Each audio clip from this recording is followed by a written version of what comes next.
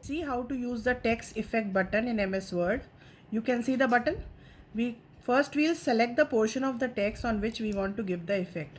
Suppose we want to select this text, we can drag the mouse over it. After that, we'll click on the text effect button. Now you can see these are the different effects. See, we are taking the pointer to different type of effects, and you can see accordingly the text is getting changed. This is how we can apply different kind of text effect to some portion of our document or maybe to the entire portion as required. Let's see the next.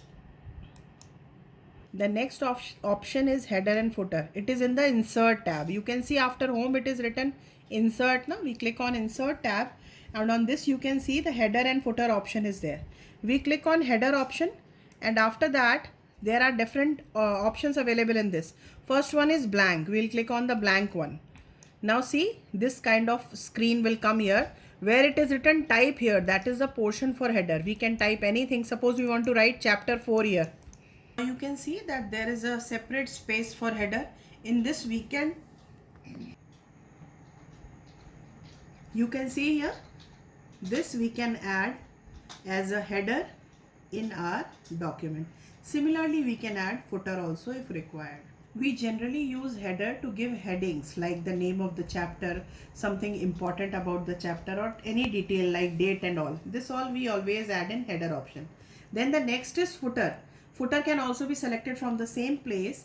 In that we generally write the page number or something like as a concluding part of the chapter or something like that can be added in the footer option. Close this option, we can either move to the same menu or otherwise we can press the escape key from the keyboard. Can you see I've pressed the escape key. Now that header and that header portion which was displayed earlier, that is not there, and we can see that chapter 4 has become a part of our document now. Okay, children, again I have selected the same option, but instead of header now I have selected footer. Now see, I can write the page number over here. These are the information which we generally include on the foot of the document, that means at the end of the document.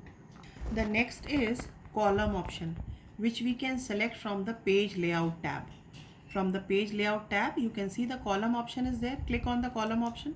You can see these are the number of portions on which you can divide your page. Like suppose you want your page to be divided into 3 columns, you can click on 3 or maybe 4 or something like that. You must have seen on the newspaper, children, the text is divided in column. The news you have seen, it is divided into small columns.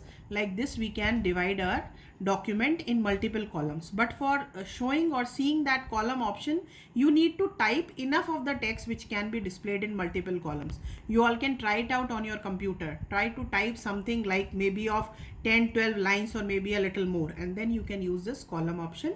You will be able to see that the text will be divided into multiple columns or the number of columns which you have selected.